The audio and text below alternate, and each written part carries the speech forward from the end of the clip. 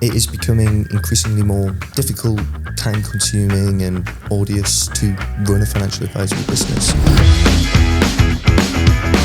Tom Maddison, Acquisitions Director of Hoxton. So my responsibility is to provide the holistic M&A process from initial conversation through to completion. How much success have you had so far?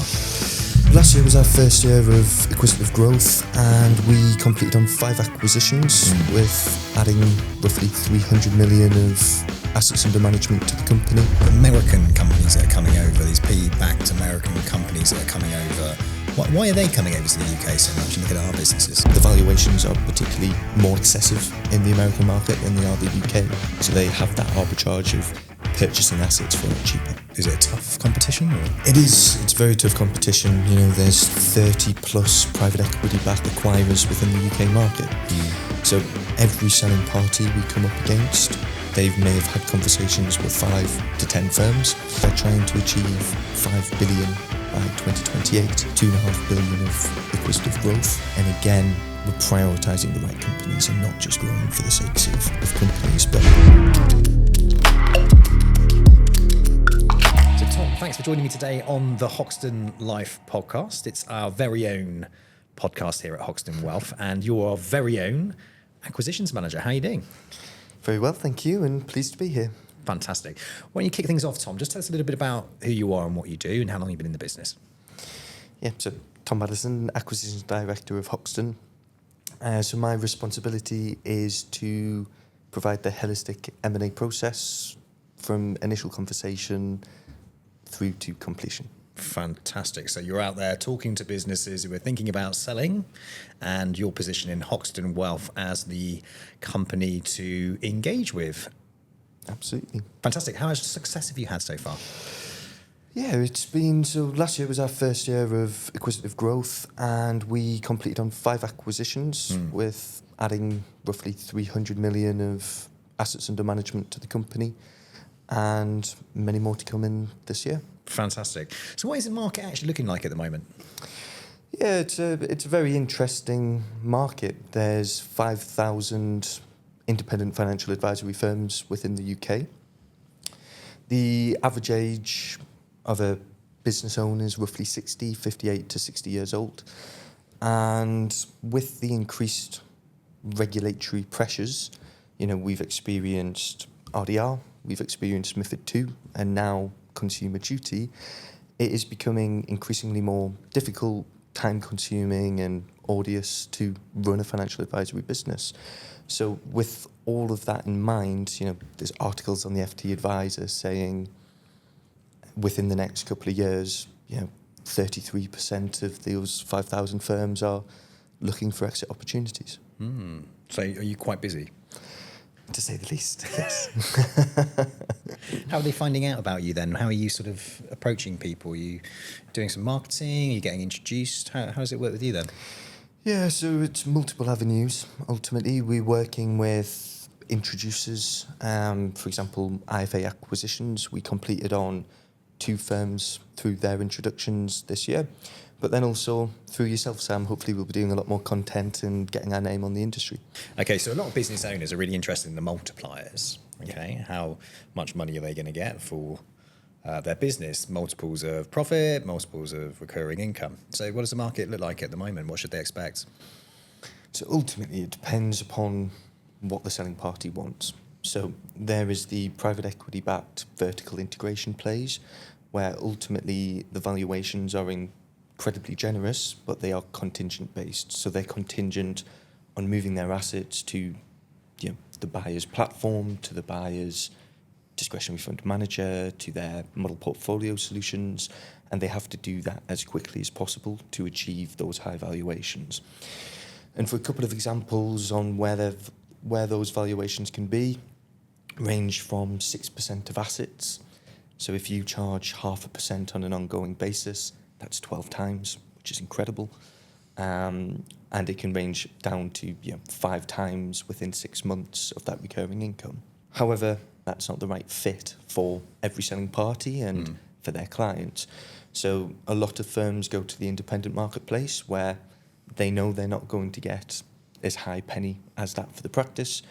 but there's going to be more cultural synergies between the buyer and the seller, and more the right firm and the right home for their life's work.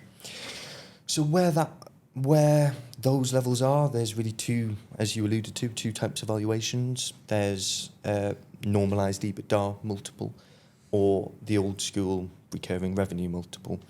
And where that tends to be for the recurring revenues, typically 3 to 4 times, albeit that model's almost redundant because any acquirer now looks at it from a profit perspective. And when I'm having conversations with selling parties, I always say it doesn't matter on the methodology of valuation. What matters is the pound, shilling and pence that you're going to receive. And so in regards to the profit-based valuation models, that can be anywhere for the high-quality businesses, the ones you want to acquire, 6 to 7 to 7.5 times.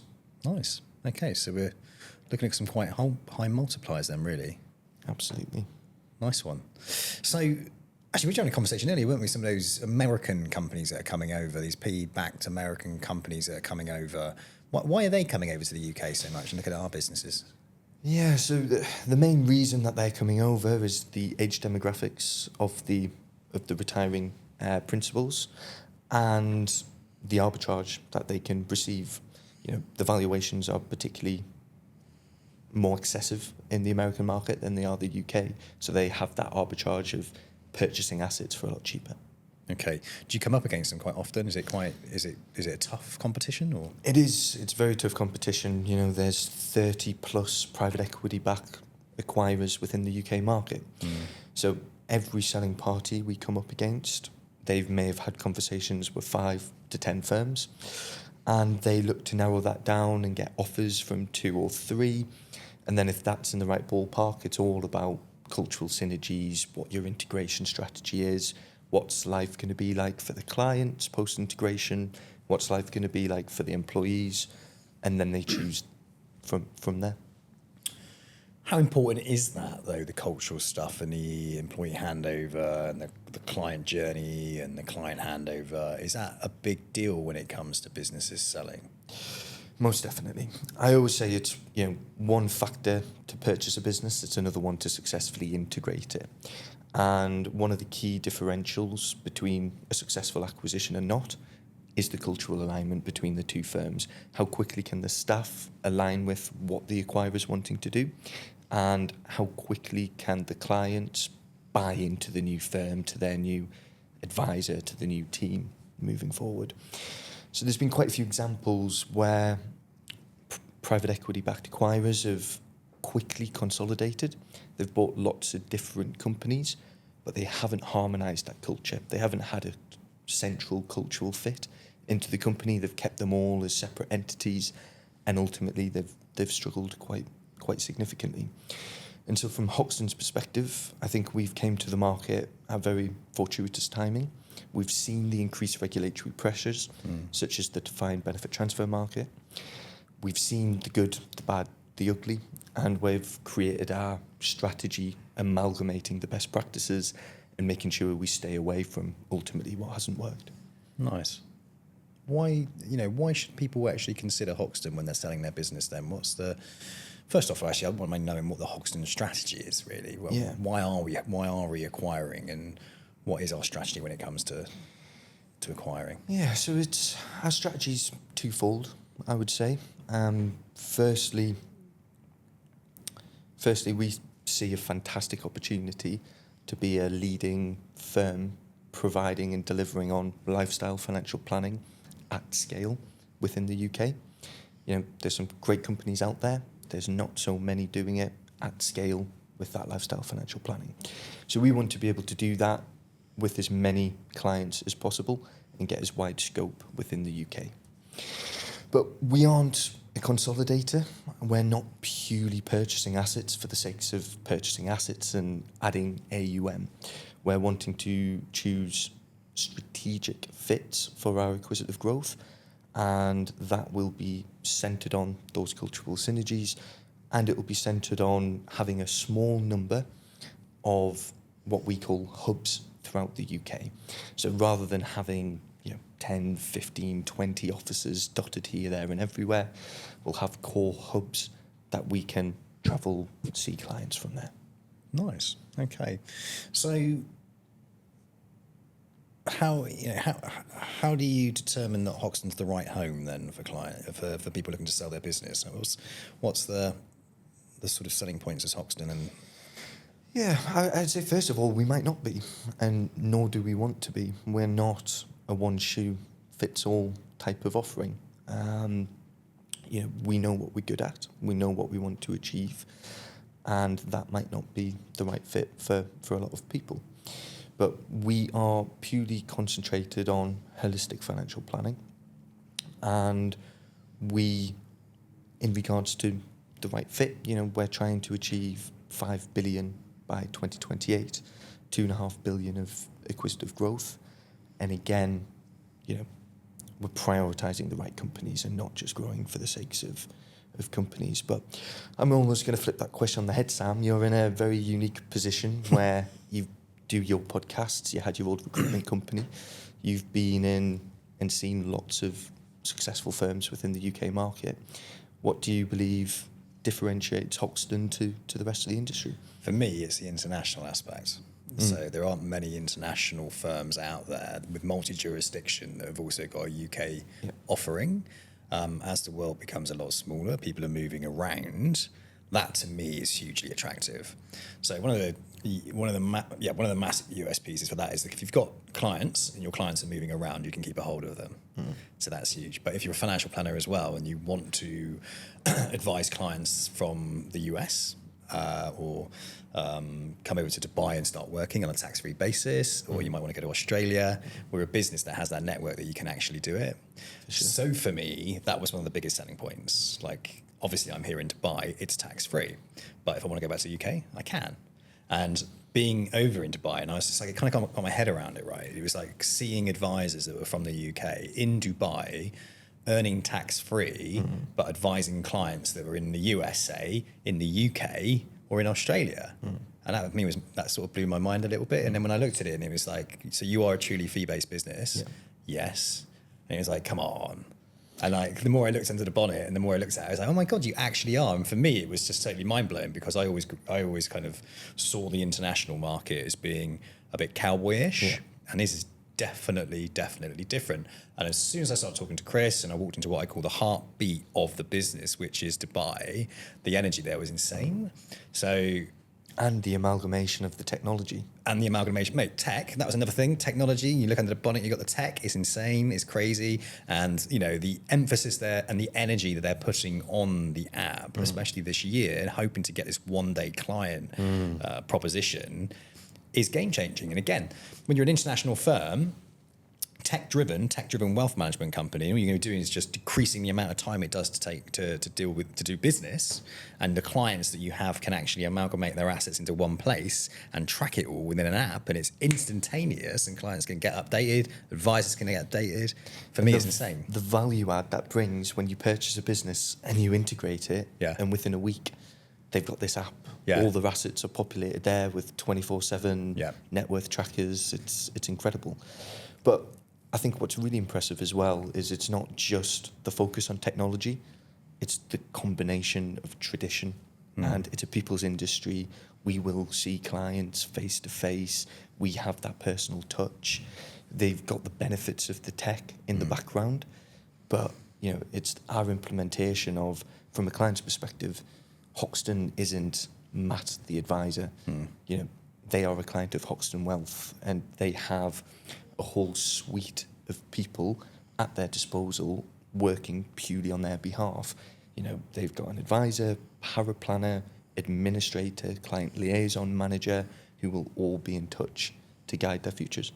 And customer service advisors, right? We're sort of bringing that in next year with the whole sort of net promoter score being such a big deal, and ensuring that we are bringing new clients on, whether they through acquisition or whether through inorganic or organic, it doesn't really matter. We want to keep a hold of those clients and give them the best experience they possibly can. So having a net promoter score for us is a great indicator that we're doing a great job, and it means that we are doing everything we possibly can to keep hold of those clients. And the investment in that is huge. Yeah, and that for me is massively important. It's doing right by the clients, treating customers fairly.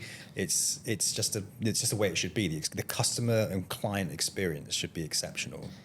And what's the biggest risk for these retiring principals who've ran, operated, developed their own business for 20, 25 years?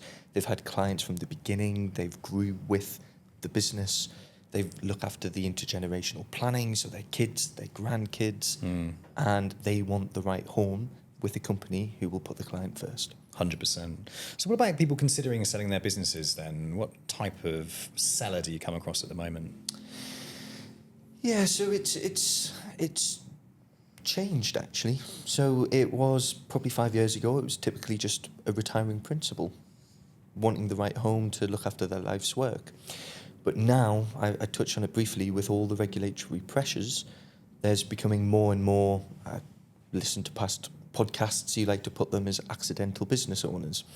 And what they're finding is they're spending more time doing the compliance reports, actually doing the operations, running the company, when their advisors at heart. You know, they want to get back to doing what they're good at, what they enjoy, and that's been in front of the client. So now there's more and more people wanting to merge their business into Hoxton. We'll take all those corporate operations away from them. We've got a finance team, compliance team, and they can purely do what they enjoy, and it's look after their clients. Accidental business owners? Yeah, it's interesting, isn't it, that whole one? The idea that you want to run a business, and then when you actually end up doing it, you're just like, oh my God, this is not for me. Not what they thought it was. Yeah, because they enjoy the going out, they enjoy the hunt, they enjoy going out and winning clients, they enjoy just focusing purely on the clients. When you're wearing those multiple hats, it becomes so stressful. Absolutely. No, I love it. Okay, so like, let's say, for example, someone's listening to this podcast now, they're checking us out, they're interested to talk to us about selling their business to us. Okay, what should they do to prepare themselves for that call, and why? One of the biggest mistakes I see a lot of selling parties do is only when they're at the point where they can emotionally accept that it might be time to give up their business, they start thinking about it. The best thing a principal owner can do is prepare their business for a sale, even if they're not contemplating selling their business. So what really increases the valuation of a company is how slick their operation is. What no acquirer wants to do is purchase a business and their assets are on 30 different providers. They've got paper-based files in a huge storage unit and multiple cabinets. You know, they need to take their time to get their business in order to be able to present it in the best light, make it as attractive as possible, and that maximises their valuations. So we don't want a fire sale, do you, at the end of the day? You don't want to be doing it at the last minute and then... Not at all. How would you... So when you say sort of get everything in order, can you sort of break that down a little bit and sort of where should they focus? Yeah, of course. And, you know, again, Consumer Duty has really honed in the importance of this. You now not only need to do a great job for your clients, you need to be able to document that you're producing enough value to warrant what you're charging these clients. So it's having the correct processes and procedures in place, the correct servicing agreements. I would also say there's a lot of historical businesses that charge 0.5%. It's becoming incredibly more difficult to run a profitable company at 0.5%. There's not as much uplift potential for an acquirer, but it's significantly easier to integrate if they increase their ongoing advisor charge. I think the average is 0.75 to 1% on the industry now. So you may receive a smaller multiple if you do that. However, the pound, shillings and pence is going to be more because it's a smaller multiple of a higher profit margin, ultimately. Let's say, for example, I'm looking to sell my business and I'm talking to you. What should I possibly avoid? You know, what should I avoid? What mistakes might I make at that? In the conversation? Yeah, in that conversation. I would always say honesty is the best policy. You do extensive due diligence when you purchase a firm. So if there's any skeletons in the closets at all, it will come out in the woodwork and you'll have wasted significant amount of time, significant amount of energy, cost and resources going through that process. So be open and honest, be upfront. I would avoid speaking on the valuations in an initial call. What that initial call should be is basically, do we like each other? Can we see each other working? Is there a cultural alignment there? And then go over high level, items of the business list and see if there's an overall match. And then from there, that's where I would typically do a offer data request, and that's where I get a good understanding of the company, and any more specific and technical questions can be addressed at that stage. All right, great stuff. It's okay, we've got to that stage then. Let's just kind of give somebody a bit of an understanding of what the process actually looks like for an acquisition. Before we do that, what's the usual time scale though? So there's two methods to buy a business. You can ultimately do an asset purchase or share purchase. An asset purchase is quicker, typically, because you don't need to go through FCA change of control approval. They state that it's a 90 working day for that approval, so it can take some time. Also, with an asset purchase, you don't take on the liability for all their historical advice. So that means there's less risk, and with less risk, there's less due diligence, and the legal contracts aren't quite as extensive. So for asset purchases, you're talking anywhere from 3 to 6 months, depending on complexity and size of the firm. And then for share purchases, realistically, you're talking 6 to 12, if not 9 to 12 months.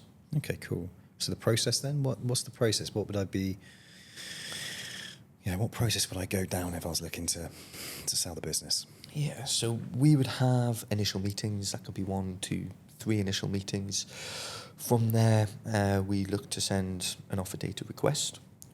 My approach and the Hoxton approach is we want to have enough understanding of that company ahead of placing an offer. Yeah, some firms out there may put a lavish offer on the table, but then when it comes to due diligence, they may say, we didn't know about X, Y, or Z, and then so the offer gets, the fish and chip approach, it gets chipped away.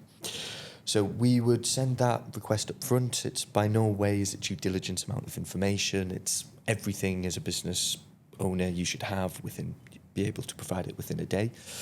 But then I will speak internally to the board, present the opportunity, put an offer on the table. And if that offer's in the right ballpark, that's where we would set up a integration meeting where I'd bring our UK Managing Director, Jonathan J. That's typically in person. We'll show them around the office. We'll speak more specifics on the integration strategy, what's actually involved, what are the next steps within the due diligence, and what do we need, how long will it take, all of those elements. And from there, if they accept our offer, we go to a heads of terms agreement. And that ultimately outlines the parameters of the acquisition, and it's the foundation for the solicitors to draw up the legal contracts. So how quickly would I get my money? Yeah. So from there, it's into due diligence. We break it down into legal due diligence, financial due diligence, compliance due diligence, and commercial DD. That process typically takes 2 to 3 months. It depends how quickly the sell side can provide the information. We can review it within a month quite easily. And in the background, that's where the solicitors will be working on the contracts, and if it's a share purchase, the FCA change of control will be processed and waiting for approval on that.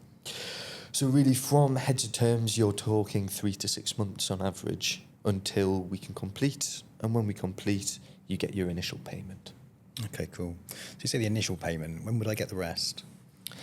Yeah, so typically there's always deferred considerations that can either be 2 or 3 years. And so you have a instalment year 1, year 2, or year 3. There are some mechanics around that. So depending on if we receive the income that we thought we were to receive, you get paid in full. If we don't quite receive that, then there is clawback mechanisms in there. Okay, cool. So I'm selling my business. I'm happy that the acquirer has my best interests at heart. You're happy that you're happy. You're getting what you want. the most important thing to me is the client as well. So tell me a little bit about the client experience. What do we do to make sure that there's a really great handover and that the client gets looked after in the process? And that's key. And it's all on communication. These clients will predominantly have been with the selling party for 5, 10, 15, 20 years. Nobody likes change. Humans are creatures of habit. So it's our job and our responsibility to make them feel as comfortable as possible and make them understand that there's a clear, defined process and when they will be getting seen. So how it all works is the retiring principal or the selling principal, if they're staying on, they will provide a letter communication to clients explaining the reason they're selling, why they chose Hoxton, the due diligence they've done, and the reasons why Hoxton's the right person. They will also go on to say they've met the advisors and they've chosen this advisor or that advisor to look after them personally moving forward for reason X, Y, and Z. And we follow that up. We send a welcome email. It'll take them over to a dedicated landing page where there'll be a video of Jonathan J introducing them to the firm, explaining when that first introductory meeting is likely to be taking place. And really what we want from the principal is they to be involved in those initial meetings and bridge the relationship if it's to go to a new advisor. And from there, it's our responsibility to book in annual reviews, and we're confident in our ability to take the client forward. Okay, great stuff. All right, great. So what can people do to reach out to you then, Tom? So they can reach out to me on LinkedIn. Mm-hmm. They can go direct to Hoxton, go to yourself, and you would pass them on to us. But even if you're a year away, 2 years away, I'm always happy to have a chat, establish a relationship, provide some stories of what's worked well, what hasn't worked well, if you're preparing your business to sale. And always good to hear from anyone. Fantastic. And what's the pipeline looking like? The pipeline is ever growing. We're looking to do another 4 firms by March this year. That'll be adding another 250 million of AUM and striving for about 750 million this year. No pressure. Busy boy. Yeah, the hairline's getting worse and worse as the days go on. Also, I've gotten to know you since you've been over here in Dubai, because you've been over here for the Hoxton Wealth kickoff session, haven't you? It was a fantastic couple of days, training and development and getting everybody internationally in one place, which has been wonderful to meet people. I've met some fantastic people. But you're an international man yourself, aren't you? So you don't live in the UK, but you work for a UK firm, or you work for an international firm. So it's just a little bit about your setup at the moment, because again, that's the uniqueness of being an international firm. Absolutely. One of the huge benefits is currently living in Croatia with my other half. So we both predominantly work remotely, and we thought we're getting married in 2026. So we thought, why not go to Europe, enjoy the Mediterranean, enjoy the sun, the sea, make the most of it whilst we can. And it's a 2-hour flight to hop back to the office to meet these principals. Yeah. And make the most of the lifestyle. Well, fantastic. I hope you're enjoying yourself. Well, Tom, it's been an absolute pleasure meeting you, and I'm sure we're going to get lots of people interested in selling their business to Hoxton without a shadow of a doubt. The more we grow, the more marketing we put out, which we're investing heavily in this year, which is another huge benefit to any firm that's thinking about joining the business. I mean, definitely. I don't think I've come across a financial planning company that have such a huge appetite when it comes to creating new and interesting and innovative content marketing strategies, and this year we're investing quite heavily in that. So again, any kind of firm that's coming in and they're thinking, we really struggled with doing marketing. Yeah. We are literally light years ahead, whether it's paid for advertising, social media, podcasting, we're stepping into YouTubing, webinars and events. So there's so much stuff that we're doing that's going to add value to those businesses that are coming on board as well. And I think even for their clients, their biggest concern is how are their clients going to feel, being a client of Hoxton Wealth. And as soon as they understand, what's happening, we're taking over their policies, we're looking after them moving forward, they can get themselves comfortable by viewing the podcasts and actually seeing the people behind the scene, which, is quite unusual, actually. It is unusual. It creates a deeper relationship. For sure. Fantastic. Tom, thank you so much for your time today, and good luck with 2025. Thank you very I'm sure much, you're going Sam. to smash it, mate. Look forward to it. Cheers.